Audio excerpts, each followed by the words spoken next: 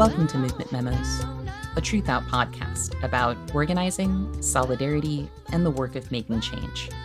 I'm your host, writer, and organizer, Kelly Hayes.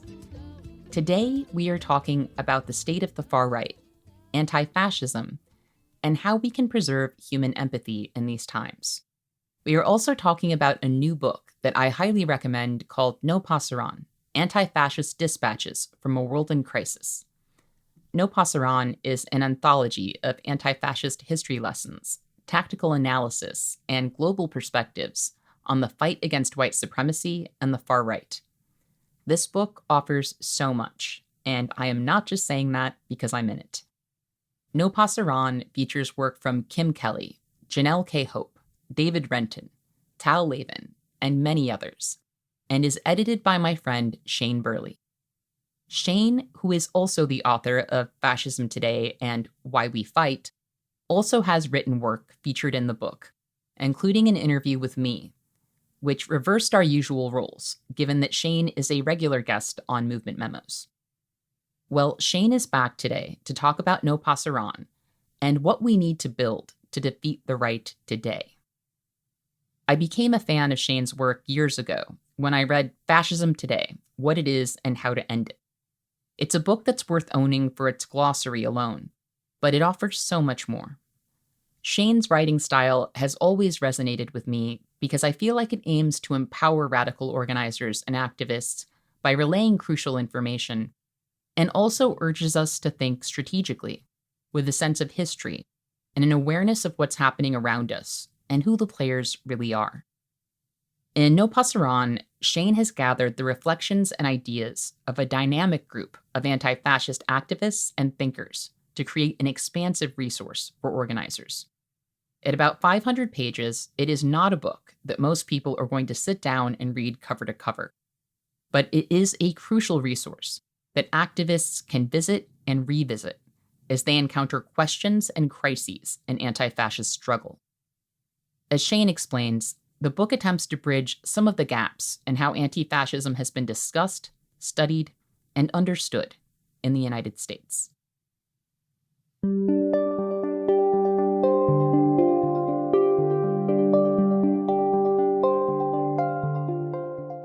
So I started working on the book back in 2018 in an effort to sort of open up what we're talking about when we talk about anti-fascism. The coverage on anti-fascism, including by myself, was very, very narrow. And it only looked at really small, subcultural, white, very geographically specific pockets and types of social movements. And the problem with that is that it helped to contribute, I think, to this very, not just narrow way we talked about it, but a narrow way it was responded to, sort of red herring that was used to sort of discount anti-fascism. And the reality is that actually anti-fascist social movements are an inherent part of all social movements because the reaction from the right reactionary movements are endemic to projects for social liberation. They are a constant kind of responsive force. And so it has always actually required anti-fascist movements. And so I wanted to open up what we're talking about, both looking at the past and the future, so we have like chapters on the Black anti-fascist tradition that is for some reason sort of like left out of our conversations about anti-fascism. They're talked about as almost like an entirely separate social movement history, even though they're not. We talked about other regions, India, Syria, Brazil, wanting to talk about like how those movements look kind of similar to the US, but also how they're different, to kind of zoom in on certain things, identity issues, questions of tactics, particularly like the use of technology and things like that, to try and just move past this very, very narrow thing. And then we also talk about some history from folks that sort of come from the traditions that we know, but they're not the histories we've heard. So Mike Crenshaw, Daryl Lamont Jenkins, other folks talking about their own histories.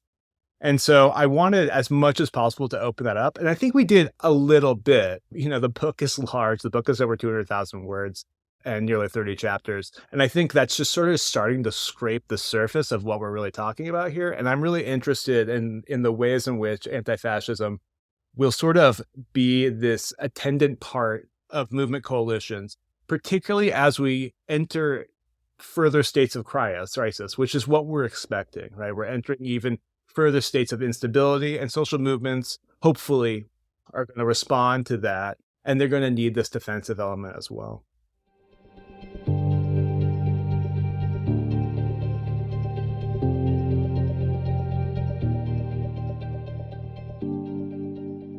This is a strange time for the far right, with Donald Trump flailing, Ron DeSantis on the rise, and anti-trans hysteria, conspiracy theories, and the bureaucratic equivalent of book burning taking hold in states like Florida. So before we dig into how the book relates to the moment we're living in, I wanted to check in on that moment and get Shane's take on what the hell is going on with these people.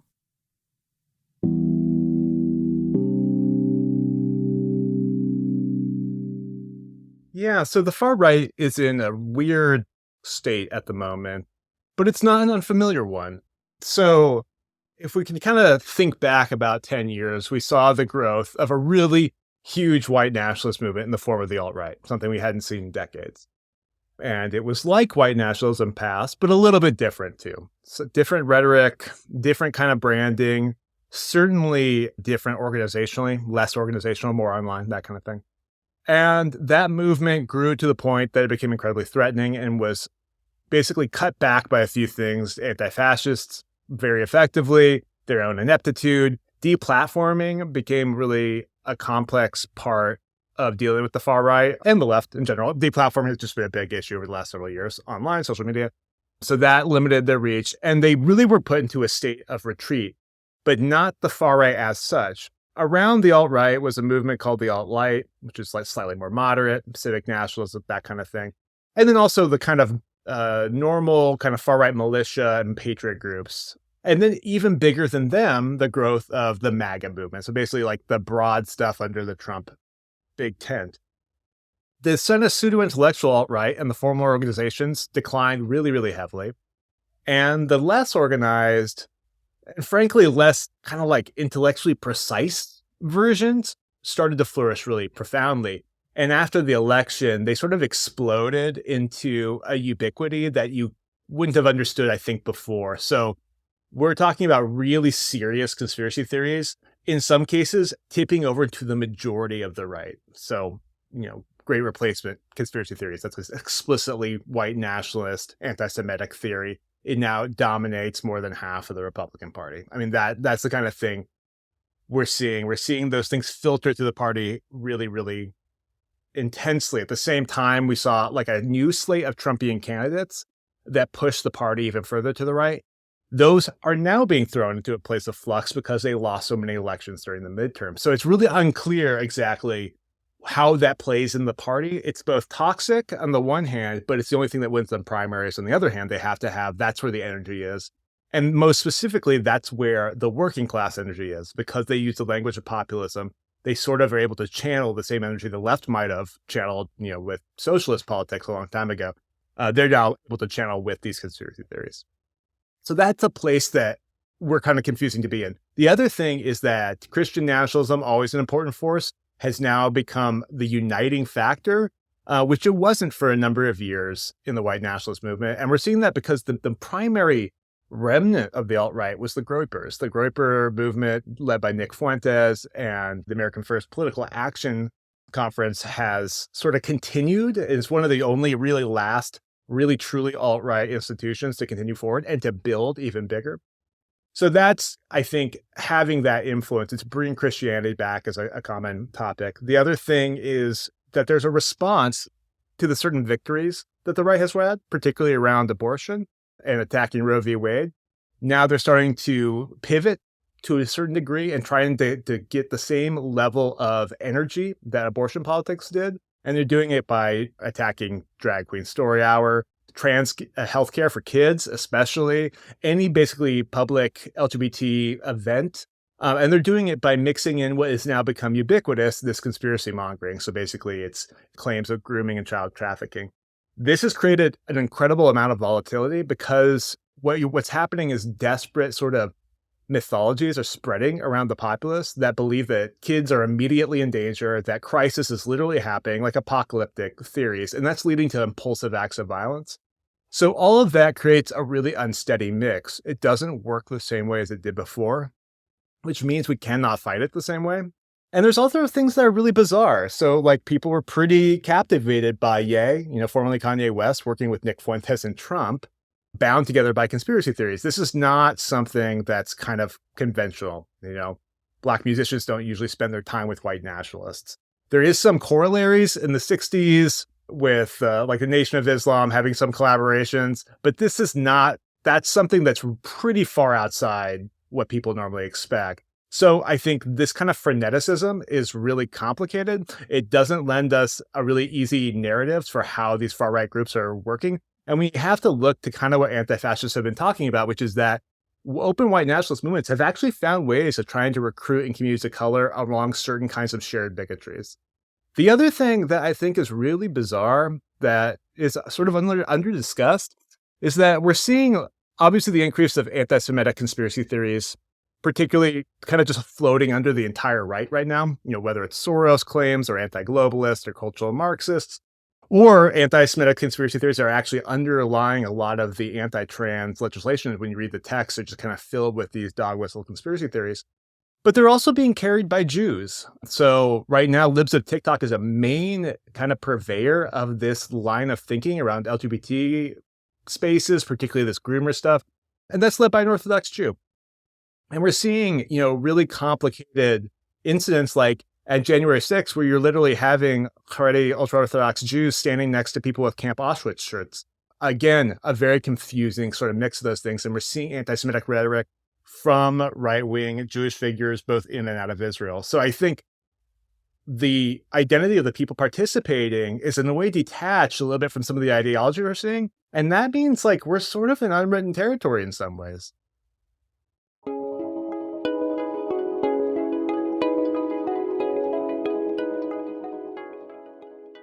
I think a lot of people, particularly people whose political activities are limited to elections, want to believe that we have done all we can do after major electoral moments.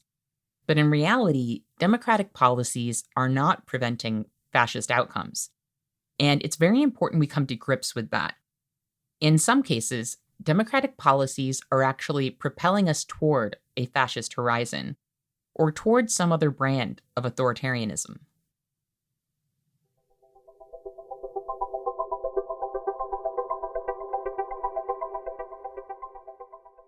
Yeah, I think it's useful for me to think about neoliberalism in the modern state as sort of the spearhead of a much longer history of colonialism and imperialism, and the levels of disenfranchisement that a colonial project requires to continue itself. So like it requires a border, it requires social markers of who's included in and who's excluded, arbitrary markers in most cases. That requires itself to maintain itself. And as our economic and ecological system becomes more unstable, they are doubling down so as to maintain the systems that are sort of artificially there, So if what I think the Democrats are doing are maintaining status quo politics, which themselves are sort of being shooken by the actual kind of crisis, but also social movements and other things. And their only choice is to basically double down into the most horrific elements of them. So, for example, you can only maintain a for-profit healthcare system, even while it's very visible what's happening, understaffing, a mass, unbelievable amount of loss from a pandemic, if you decide that that's acceptable, that is within the range of acceptability. And so that's sort of the process of what's happening. I think, what's really important, too, about our situation is that it is dialectic. It is creating instability. And a lot of that instability comes from people's natural responses to being dislocated and oppressed. I think a lot about, for example, the 2008 financial crisis, which a lot of people we looked at the way that financial products were created and how they had the inherent instability and were exploitative of working class people. But there's also a certain element there was a mass sort of refusal to have a lowering standard of living amongst working class people. People took out huge amounts of credit card debt. They bought houses they couldn't afford and things because real wages were falling so much. And this was literally like a collective working class kind of action against it. And that is a creates an instability as a response to this just a kind of overwhelmingly oppressive system that rips us from any kind of progress we've had or sense of control we have over our lives. And so that is accelerating more and more, and it brings with it that sense of instability. And so I think what Biden is choosing to do is to create stasis over, and that requires basically suppressing social movements, shutting down the border, trying to cancel migration and things like that, refusing to actually support like massive healthcare reforms that are owed right now. I think part of it is because the modern Democrats are basically marketing themselves as the antidote to chaos, not the antidote to racism, oppression, inequality, things like that. So he's going to base the success of his presidency on the ability to show that he can deliver business as usual. In that way, the Democrats are positioning themselves to actually pull from the center right and move the entire party to the right. So they can then be the more kind of beltway party as the Republican Party, moves into a kind of more unhinged place. And so I think this is part of the problem of looking at electoral politics in general as a safeguard against those things, because it does very little to alleviate the ultimate kind of crisis that's at the center that brings fascist movements, that brings the structural inequality itself.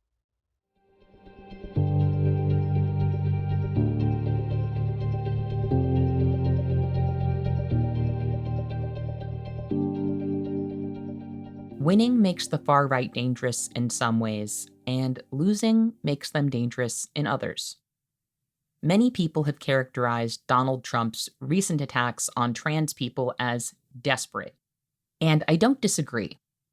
But I think we need to be cognizant of how dangerous desperate people can become.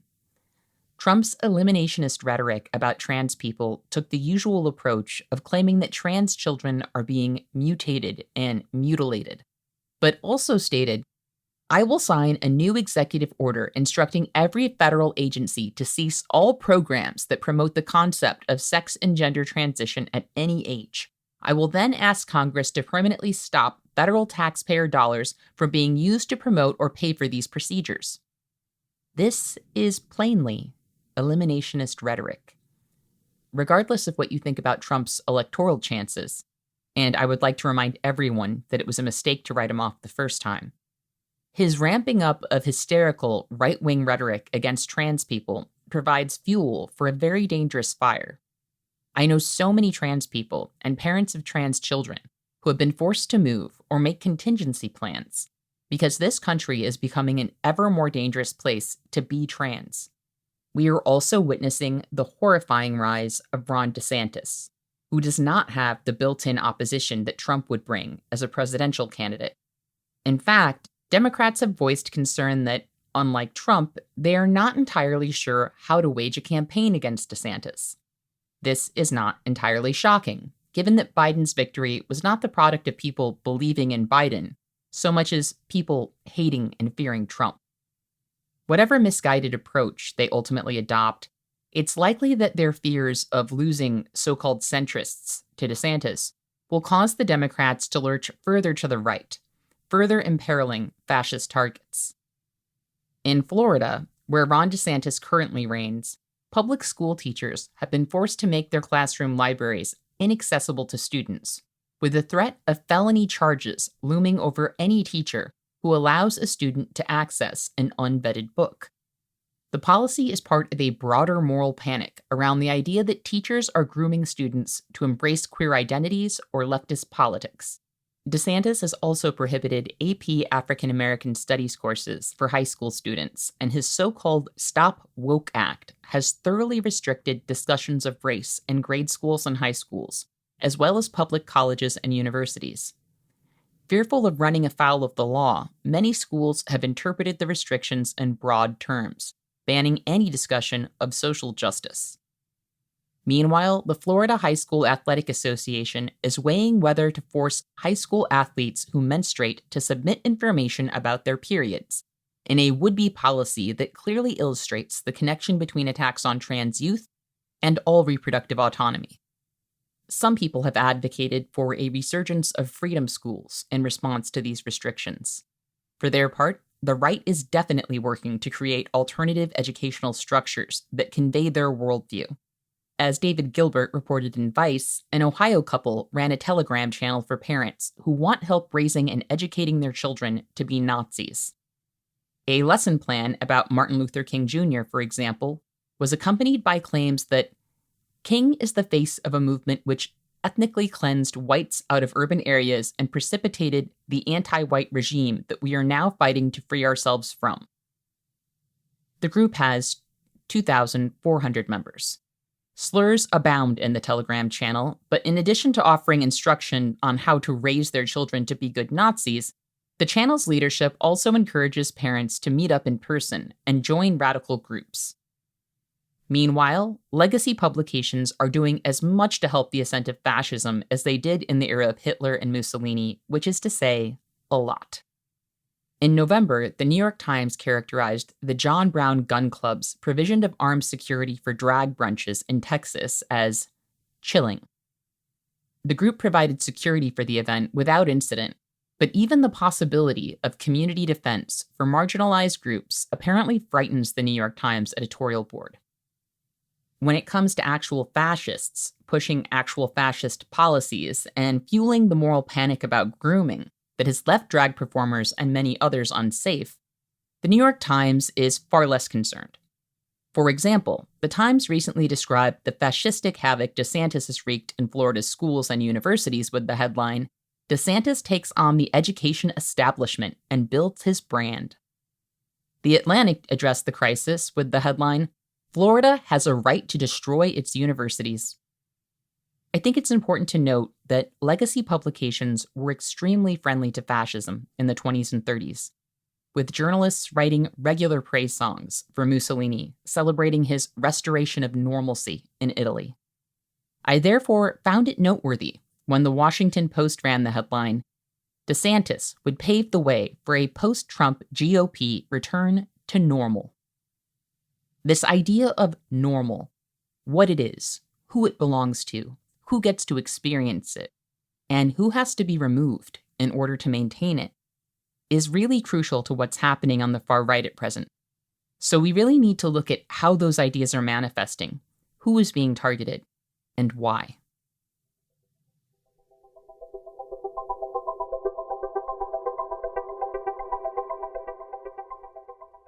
So the far right, we understand a lot of the far right in accordance with white nationalism. Basically, like that's the forefront movement in which kind of anti-fascism has been built to respond to. And the reality is that this kind of force has different manifestations, and it's manifesting in different kind of specificities. So, for example, like the attack on queer right events and the attack on trans healthcare, these are fascist movements involved in that. And so the defense against them has to learn from the other forms of anti-fascism and find a way of those collaborating, because they're going to constantly kind of build up around theirs. You know, this is true around this kind of aggressive return of kind of anti-fat rhetoric, really present around the current assault on sex workers. Obviously, the just constant barrage against migrants on the border. There's these different manifestations of that. And it's different than just the structural inequality of your employer or of your landlord. They work fundamentally different because the folks that are participating in that oppressive apparatus are sometimes working class people themselves. And so I think learning that tactics from our historic anti-fascism and then applying it to these different contexts is what's absolutely necessary to keep us safe. The second thing is that anti-fascism tells a story about liberation, and so does the far right. And anti-fascism is meant to look at the far right story and explain to you why it's false and to provide an alternative. And that is incredibly necessary in an era of really mass dislocation, when a lot of people are hearing the story of rebellion from right-wing voices first. And so it's up to us to sort of be able to answer that, to understand it. And this is true of even like when it appears on the left. There's a lot of social movements that are ostensibly on the left that have come with that kind of right-wing flavor, and it requires anti-fascists to intervene on them. The environmental movement's a really good example, and the kind of inherent xenophobia, transphobia, and anti-migrant sensibility in some forms of the environmental movement. Anti-fascism tends to be the place in which that's intervened on. So both as a kind of a defensive measure, but also as a way of clearing out that impulse itself, the defense of the impulse to liberate oneself. So that's an inherent part of it. And then also having a reflexive relationship with social movements. Social movements are under attack by the far right. And we also require them as anti-fascists because we need people to participate in events, to add numbers to things. They need to participate in social reproduction, caring for people, and creating a real social alternative. So those things are reflexive. They have to have a permanent relationship with one another. And so I don't think that it's possible for us to actually defend against what anti-fascists are seeking to defend with what we have now. It's not enough. It has to become much, much bigger.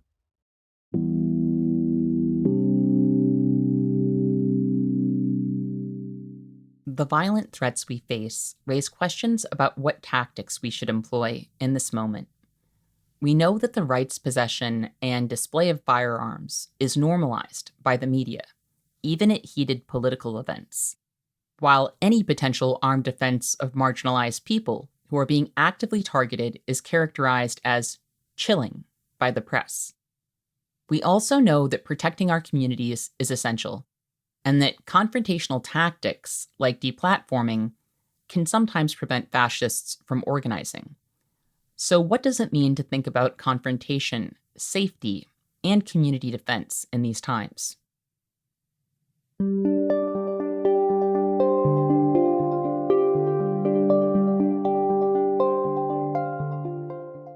Yeah, I mean, I think that, so first on the point of deplatform, I think that the real shining spot here was when people were able to organize to pressure the tech companies to deplatform particular people, and that the mechanism of that deplatforming came from the pressure itself. There's a number of kind of liberal efforts to sort of like weed out quote unquote extremism that historically is used really unevenly. It tends to be used against BIPOC organizations more heavily than it actually is used against the far right.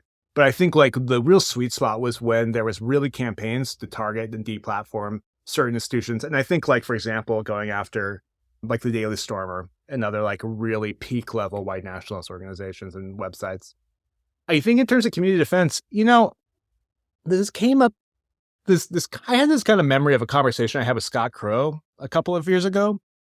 And I think I'm going to paraphrase him because I don't think he said it exactly like this, but he said, like, if someone asked me what the 100 most important things to do are to keep my community safe, guns would be the 99th one.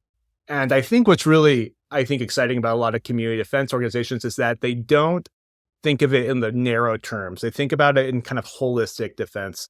And that way it actually bleeds in with mutual aid and care work really heavily. And so what I'm excited to see about, obviously, I think it's absolutely essential to have community defense organizations protect communities up to and including with weapons that are necessary. I don't think that at this point I've been, on the receiving end of enough attacks from the far right.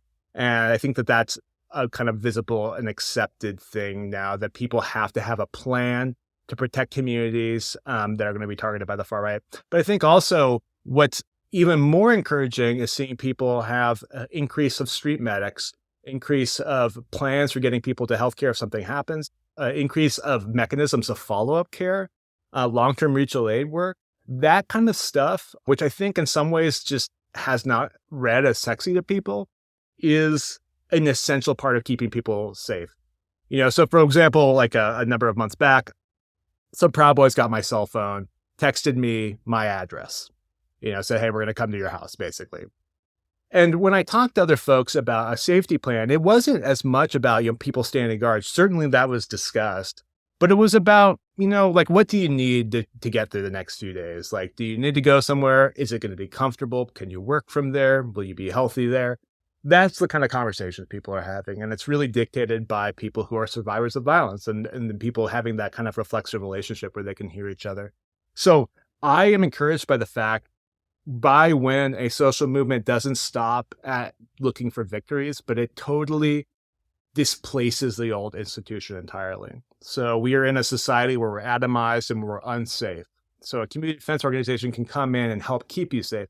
But if it does one better, if it helps rebuild the community you're in entirely, and now you're part of a vibrant community where safety happens not just in those peak moments, but safety is all the time because of those relationships you have, those friendships, those real networks of support, material support. I think that direction is what I find most encouraging. And I think part of the reason that that's happening is that mutual aid as a concept has sort of grown. It's become more ubiquitous. the state's failure to provide services, particularly during COVID, was so glaring that people literally had to make mutual aid networks. And so people kind of get it a little bit more. I think younger folks get it really big time, and they've been through enough kind of crises in young lives that have required mutual aid as a solution. So I think that's coming in. But that's that intermixing of mutual aid care and community defense. That's not just where I think it's the most effective. I think it's literally the future of how we're going to do this.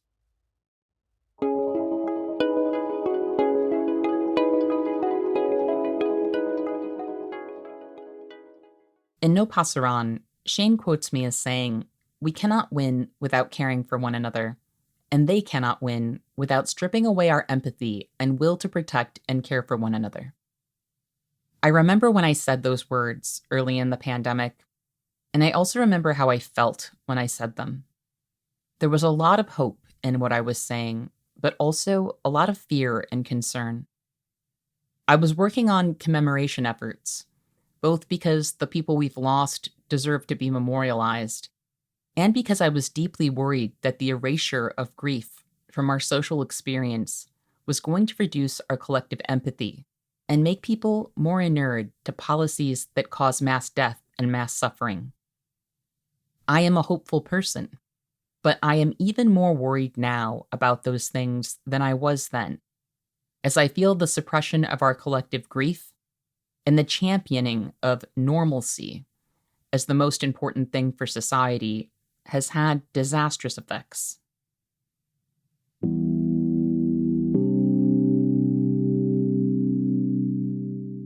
I am worried, but I also think that methods of survival are sort of the antidote to that, in that they force you into like a shared vulnerability.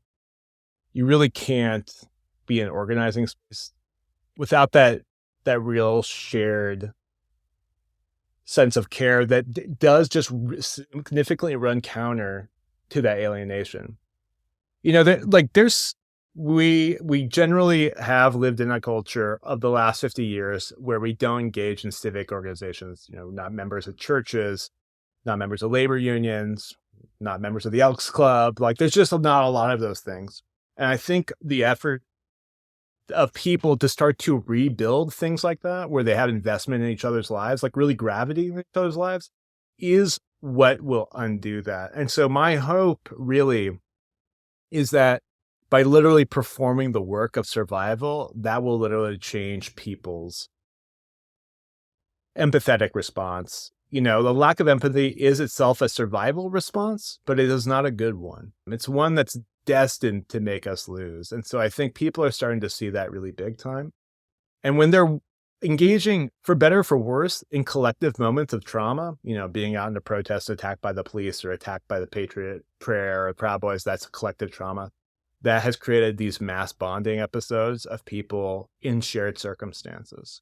And so I think that those shared realities, those shared experiences have become the foundation for the shared project of healing, because people are having to walk similar paths to become healthy again, become feeling safe, and they're doing it together, hopefully. Now, there are real serious attacks on that ability to build those new institutions of care, right? Not being in the same room with people because we're very seriously scared about a pandemic. That does create barriers that we have to figure out how to overcome. But I think people are actually pretty innovative in that. I always come on here and I talk about why I'm more hopeful in these crisis situations. And I think part of it's that we have sort of collectively started to have given up on old solutions and instead are building solutions basically on that fulcrum of care between people. So instead, we're not just petitioning the government, we're not just pressuring for reforms, we're just kind of making it ourselves. And I think in that way, we are reclaiming that therapeutic process of being human with each other.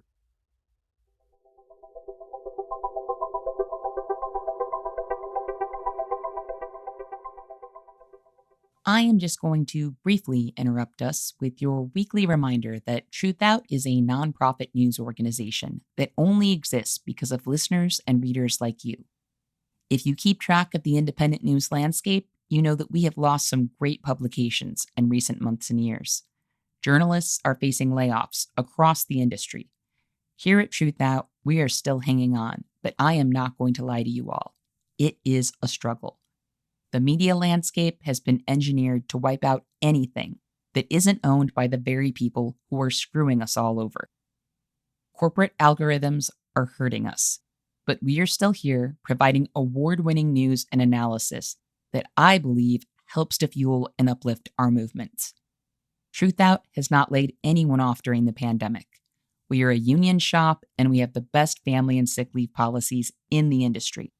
So if you think all of that is worth fighting for, please consider dropping by truthout.org to make a donation today. Or maybe even become a sustainer, because truth be told, those people are the reason we are still here. Thanks so much, and back to the show.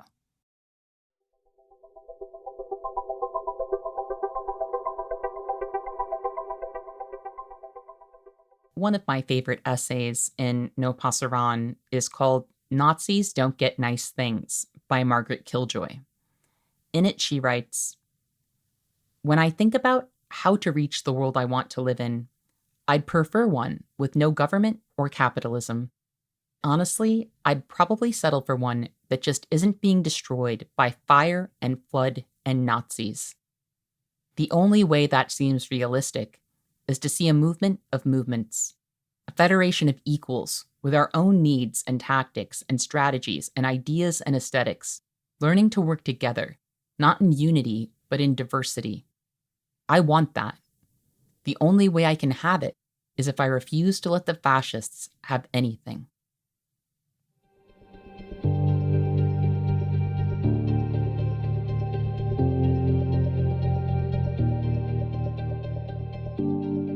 Yeah, I think one of the things that Margaret talks about a lot in her work and in her fiction too is the sense of what a community would be like that allows us to be functionally different. And I think the right's narrative about the left is that the left is basically different phobic, that it wants to erase differences, that it disavows them or something. And I think that's only because the right's vision of difference is stratified, it's based on essentialisms, it's incorrect, it's literally incorrect. But instead, what would an actual liberated life look like? And it would look profoundly different. It would have people who are different, that live different ways, but figure out how to do it in the cosmopolitan together kind of way. You know, when Margaret was talking about it, when I was talking with her about it, I was writing about Jewish peoplehood, which is sort of an interesting concept because while it's an identifiable thing, you know, some people are Jews and some people aren't, it has permeable boundaries. So someone could be born a Jew, someone can also become a Jew, and they're equally Jewish. And I think about this actually in a lot of ways, that people have multiple ways that they identify in their lives. And the only truly liberated world is where they are allowed to remain constant. You know, the demand for Jews to assimilate was ultimately the anti-Semitic demand for them to cease to be. And I think what a liberated life does is allows people to be different together in shared community, absolutely horizontal, for them to have shifting identities. So they choose to have them be interlocking, and for us to find a way to allow that to take place. And the fascist story is that that can't take place, that the only way that your identifiable selfhood is going to be valid is with borders and nations and walls. And so I think Margaret has been telling a story in there that there is actually another way to get at the impulse that a lot of people have to live differently than those around them.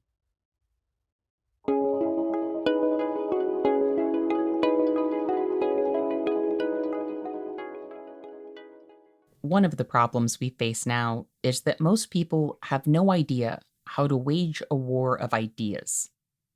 People who are trying to be persuasive often present others with facts, and if people are not moved by those facts, the would-be persuader makes a moral assessment about the person whose beliefs or actions were unaltered and moves on.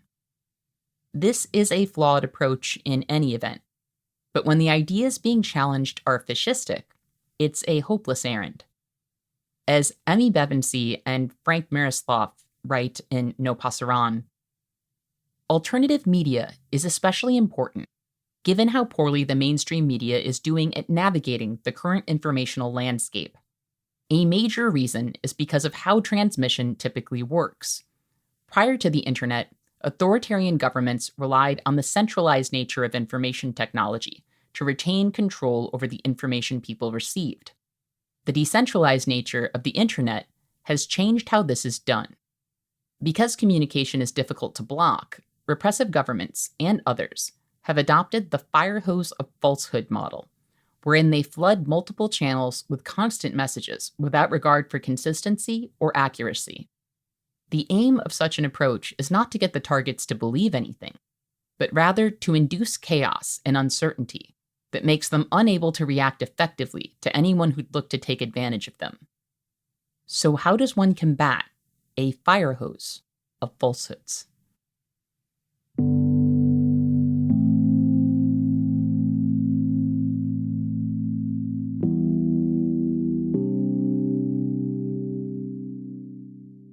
Yeah, I think people believe lies because they feel true. If standard bearers of wisdom around you, companies, the state, people in leadership positions have sort of failed to deliver anything tangibly different for you, then it's really easy to go for iconoclasms that have no basis in fact. Flat Earth theory, COVID isn't real, various conspiracy theories. They do have an impulsive sensibility to them. They say that what you're being told is wrong, that you are being wronged, and that radical solutions are necessary.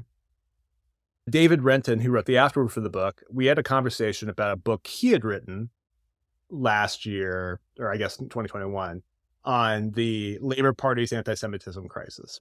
And what he talked about in the book was that the Labor Party, at the same time as basically most political parties, started to have a populist turn and really open the doors. A lot of folks came in that hadn't been involved in Labor's past. And with that came some conspiracy theories and a small portion, which has been way overblown by the Tories and by the media, but a very small portion had brought in some anti-Semitic conspiracy theories with them. And, his antidote to that was actually class war. And he's like, when you look at Corbyn's speeches where he just said this kind of the truth about class, wealth inequality, and what to do about it, it was much more straightforward than the populist conspiracy theories. In the end, it actually was Marxism that was actually more appealing to the working class. I think, in a way, having a coherent story about what we think and figuring out how to explain it to someone, I think that's the most important thing. I think that giving people a real pathway, because what we provide is infinitely more powerful. We actually provide a way out of this, And so working out how to kind of message that to people, working out the coherency of our own ideas, I think that's actually where you create the antidote, because people do want clear answers and they want to mobilize them to change something. So delivering that to people is the most effective way of doing that.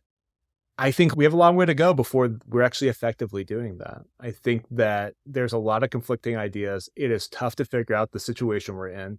But I think kind of creating these sort of bonds on certain shared principles about what we're opposing and what we're trying to rebuild, I think that presents the alternative to that thinking.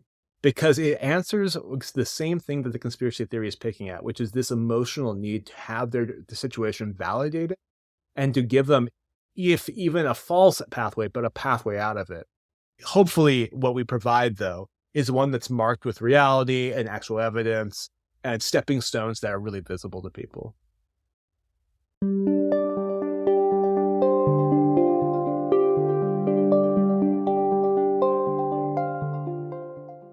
One of the failings of US social movements in general is a lack of internationalism. While there are very encouraging connections being made, our focus is often internal. And most of us are not learning enough about how fascistic policies are impacting people in other countries, or what we can learn from anti-fascists on some of those fronts of struggle.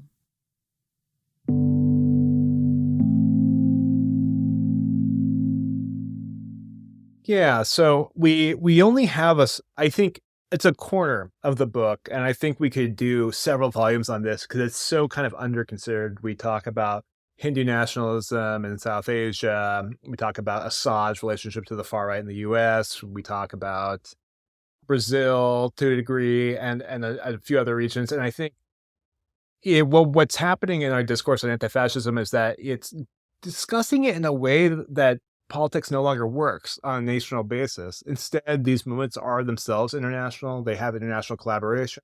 In a lot of other countries, they have a more advanced presence in the electorate through the form of parliamentary systems.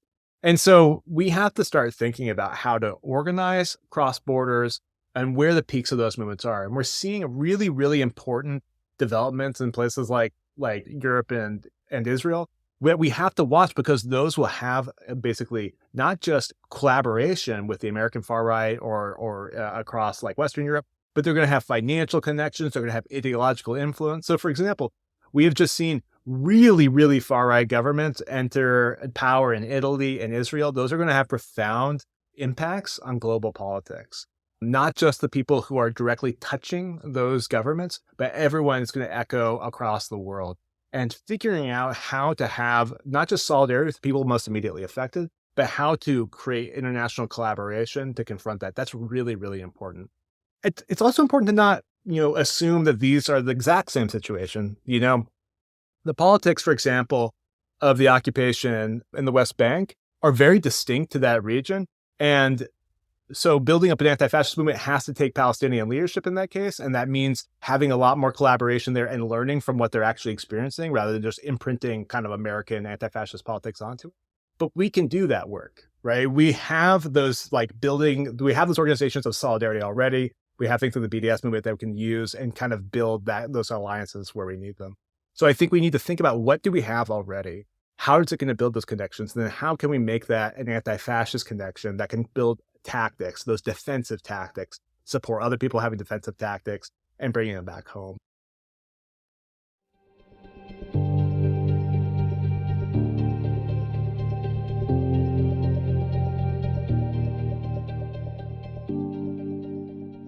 As I mentioned, I worry a lot about the erosion of empathy, and I think the fight to maintain our sense of connection is at the heart of our fight for survival. Shane and I talk about these ideas a lot, and you will see quotes from some of those discussions in my upcoming book with Miriam Kaba, Let This Radicalize You. One of the central ideas of the book is the role of care in our movements, and the importance of anchoring ourselves in order to hold difficult realities together. A lot of people are hurting over the deterioration of collective empathy we are experiencing right now.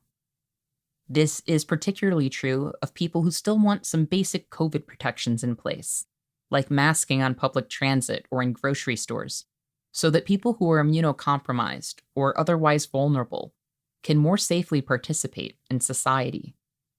The idea that disabled people need to disappear or die, much in the same way unhoused people are often expected to simply disappear or die, has been embraced by many people on a practical level, even if it's not something that they would espouse ideologically. Given that Democrats are pushing normalcy, a lot of people won't see the rollback of COVID mitigations and government-sponsored testing or treatments as being connected to fascism. But that's a huge mistake, because Democrats can and have steered us in the direction of fascism. So how do we maintain empathy in these times?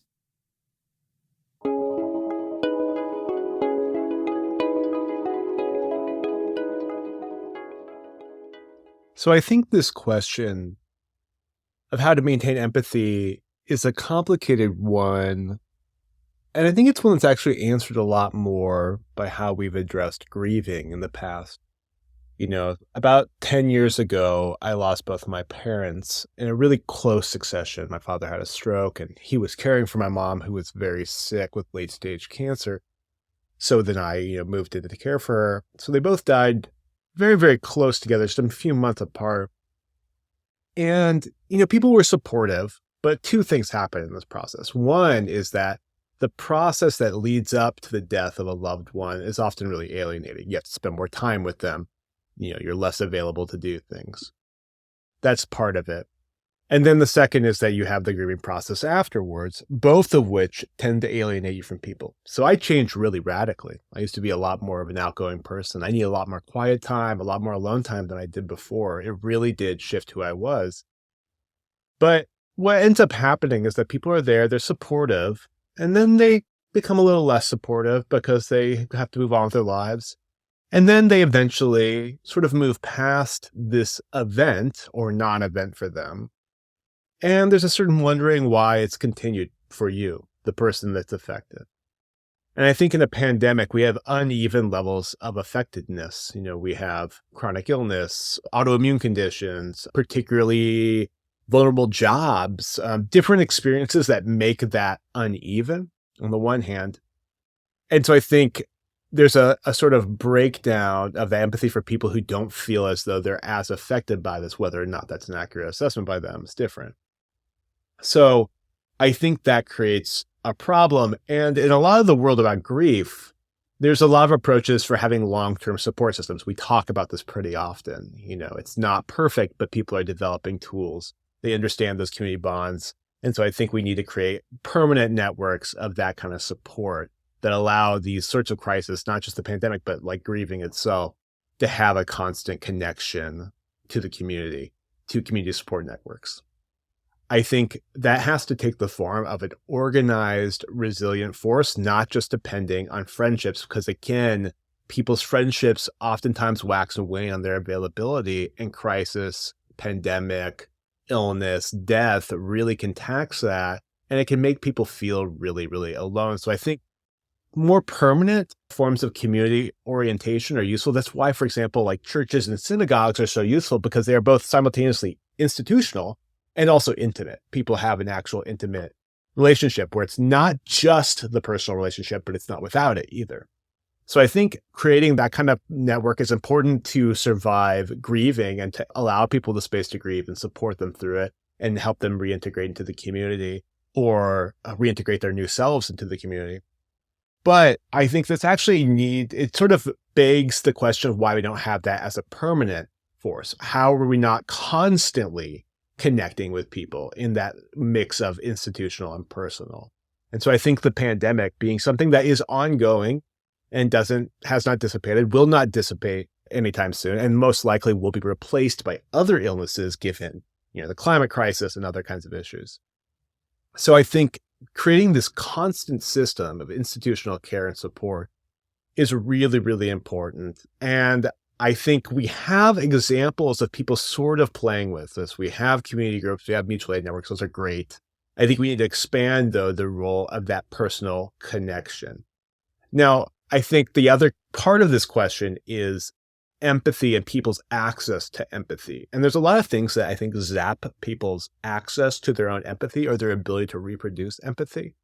One is the fact that empathy makes you vulnerable. And right now in capitalism in our society, vulnerability is not necessarily respected. And it's often used as a way of sort of breaking people down. There's a recent article in the latest print issue of Jewish Currents that talked about bringing your whole self to work. Well, what's to stop your work then from eating your whole self, right? So like if you're in a workplace that demands your vulnerability, that also gives your workplace access to you. And so I think people are really uniquely concerned around offering that vulnerability that's necessary to maintain empathy because it's dangerous for them. So obviously we have to look at what the conditions are that make it dangerous. And that's a much bigger question, right? That's a revolutionary question. We're talking about rebuilding society. Right now, the way that work is structured, the way that the state and law enforcement is structured do not reward vulnerability. So if we want a more vulnerable society, we have to remake the world. I think, though, in the immediacy, we have to, again, work to sort of validate people's empathetic response. So for folks, for example, dealing with the pandemic, we are going to have to create intentional spaces where people can participate in community that don't require them to break the sort of protective bonds that they've had. And this is really tough, Like, I'm honest, I don't like wearing a mask. I don't like having to be away from people. I want to hug people. That's sort of what I'm like. And so it is hard. And I think it becomes even harder when people go on without you and they don't invite you to come in. And it's really difficult when only a minority of people are asking for what now feels like extraordinary. Oh, can you wear a mask around me? Extraordinary, that kind of thing. So I think normalizing basic measures is really important. Communicating and being able to hear those sorts of things. And I think there's a sort of cultural shift in how we talk in friendships and relationships that's really productive, where we're sharing a little bit more about how we feel and the uniqueness. It's a regular topic of conversation now with friends of like, look, if feel unavailable for a while, it's not because I don't like you, it's because I'm having, my own difficulties, or I might need you to reach out to me. Like those sorts of conversations I think are starting to happen, but we should start to push it into a more intentional way, because I don't think that it's going to happen organically fast enough that we can maintain the community structures that we need to actually sort of reproduce these relationships. So I think we need an intervention on that. And that's going to require, again, building that mix of the institutional and the personal, because I don't think one without the other has the ability to have that longevity.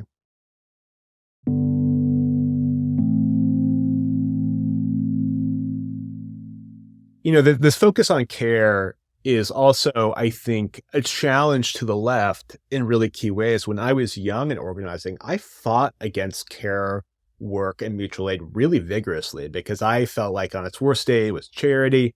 It didn't have the offensive approach I thought was just totally necessary. And obviously, I've done a 180-degree turn on that. I think the literal opposite of that. And part of that was that I had had some experiences in organizing mutual aid spaces that just didn't go particularly well. I was in, food not bombs. And, while I think we did good work, it certainly wasn't up to the scale that I see oftentimes now, and probably other food not bombs were. And so that clouded my judgment on it. But I think a lot of people have a difficulty on understanding the sort of necessity of the mutual aid piece as a political piece in comparison to the more offensive, pressure-oriented tactics. And so I think it's important, for one, to really embed how mutual aid and care is a political project so that people are able to draw those. I think it's important to strategize how mutual aid and care are part of a revolutionary project. Like, how are they actually a part of organizing and changing material conditions? That's important. I think that's especially important now that we're seeing sort of breakdown of even the oppressive social order that we had. And so mutual aid and basic counter institutions and dual power are even more important, I think, now, and more viable now than they were before. So I think that's a piece of that. I think the other piece is looking at what we mean when we're talking about a revolutionary project. What is a new society, and what are the foundations of it? What would make a society revolutionary? What are the fundamental core pieces of our current society that we would tear apart, and so as to make that new society? And I think that that's fundamentally about care. Deriving our value specifically from care, the emotional value of people, what allows them to live full lives on their own terms, what allows them to be physically, mentally, and spiritually healthy. That is how we would determine the success of a new society. That is direct opposite to a profit-motivated society whose laws are governed around property. Instead, we would measure things much, much differently. We'd measure the value, not of just the products we produce, but the decisions we make differently. And so when we're envisioning that project, that prefigurative moment of thinking about what we're fighting for has to be founded on care. And I think when we look backwards at the strategies that get us there, we suddenly start to see new options, right? We start seeing that care work and mutual aid work is actually strategically necessary and vital, and in fact, sort of crucial to actually winning a revolutionary project, even in the traditional sense of how we understand revolution, of one society overtaking another, or a new society overtaking the old. So I think we have to think about the sort of means and ends as happening congruently. Basically, caring now determines the conditions of a caring society later. So we need to reproduce that as absolutely as much as possible. The other thing is that people are really hurting. There is a lot of crisis taking place right now, and you cannot expect anyone to participate in organizing work unless they are fully cared for. And so I think that's the first requirement of any social movement, is to care for the people involved. On my best days, I can be involved in organizing, but a lot of my days are not my best days. And that pulls me away from it. And it actually makes it an incredibly toxic place for a lot of people. And our organizing models are often based on superheroes, basically people who stretch themselves until they break, and then we move on to the next person who stretches themselves till they break. I see this all the time, and it is one that is determinately not revolutionary in that it has no ability to reproduce itself because it's not modeled on care. So I think we have to fundamentally think of that as the counterculture that we're replacing our current society with.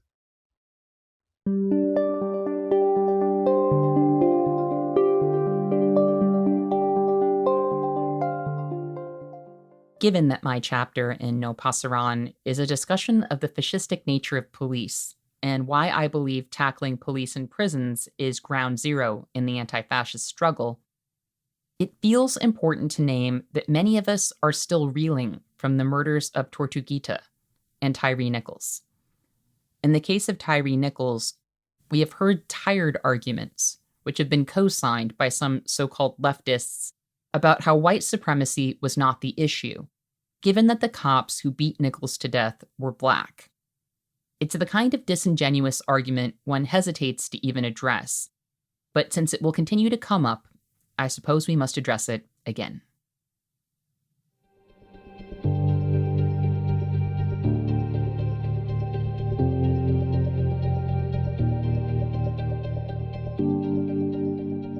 I think in terms of the murder of Tyree Nichols, I think that there's a couple of things that are really important. I think the first is obviously this is a continuation of the absolute crisis of police violence against marginalized communities that we have talked about, that your chapter in my book talks about.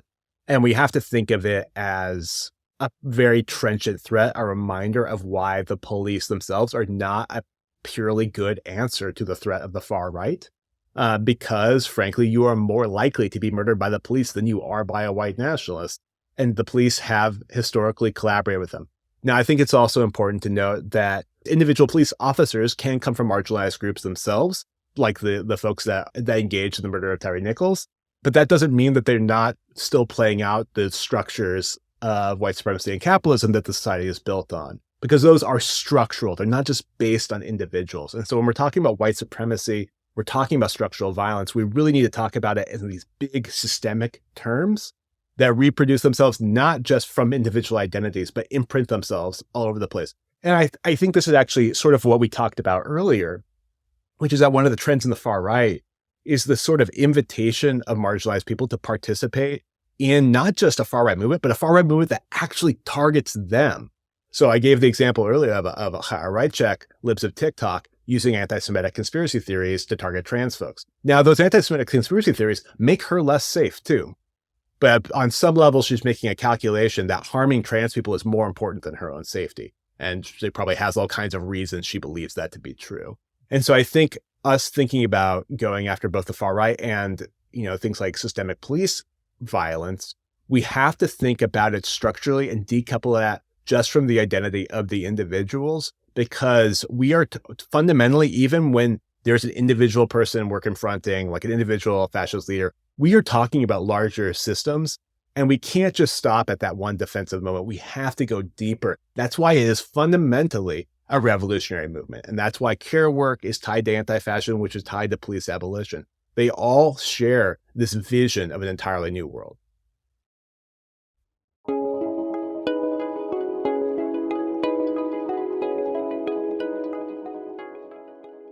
We have so much work to do, and we are really up against it. But as usual, Shane and I agree that the best remedy for despair is action, and to build things that we believe need to exist.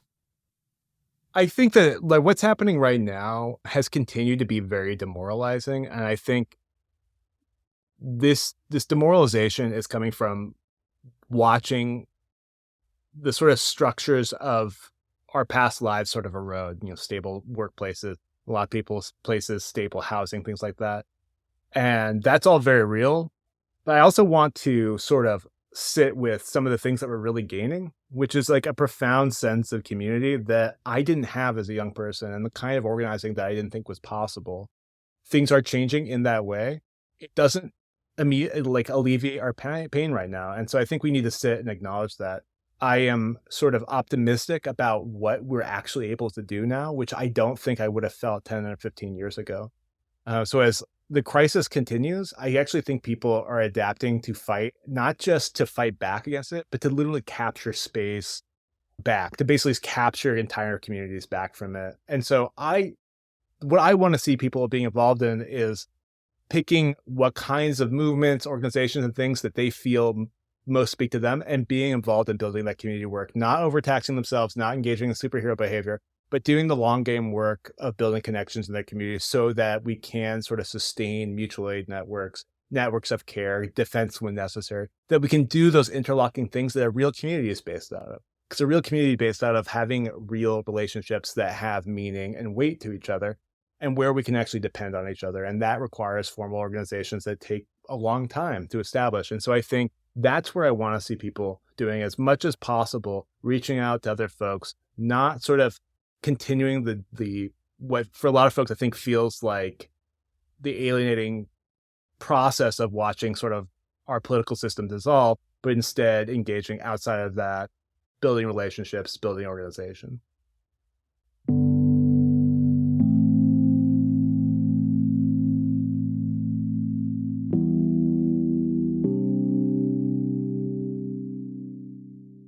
I want to close today with some excellent words from Shane's introduction to No Pasarán.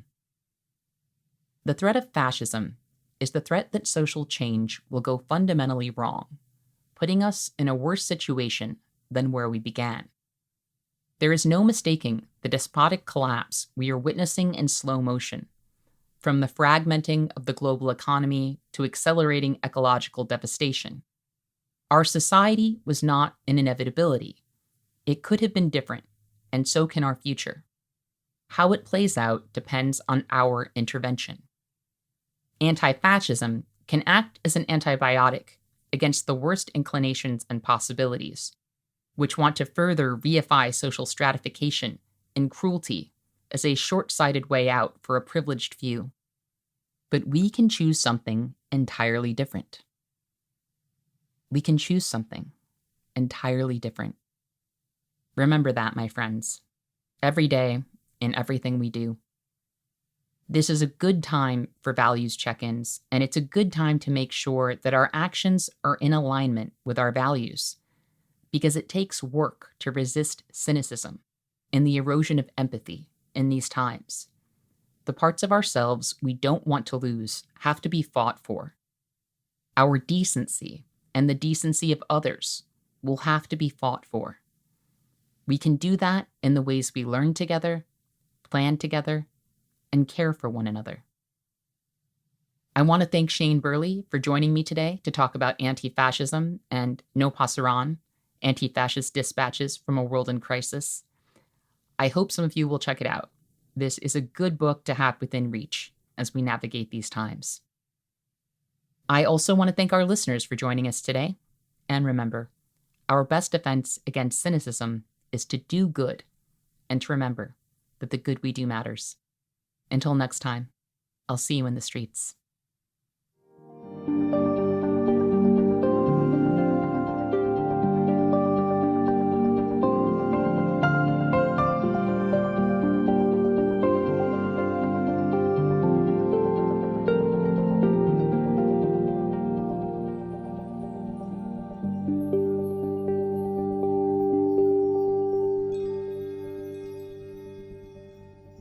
Thank you for listening to Movement Memos. This show wouldn't exist if it weren't for TRUTHOUT, and TRUTHOUT's independent news and commentary wouldn't exist without listeners and readers like you. We have no paywalls, no corporate sponsors, and no ads, except for fundraising appeals like this one. So if you can and would like to support our work, please consider dropping by truthout.org to make a donation today.